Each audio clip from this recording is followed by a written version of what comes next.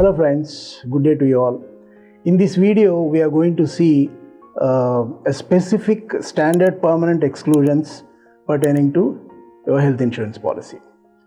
Generally people undergo certain procedures on their own free volition, that is voluntary, like obesity treatment, weight control treatments, or some cosmetic procedures like liposuction, breast implants, or nose correction jobs, or some fertility treatments.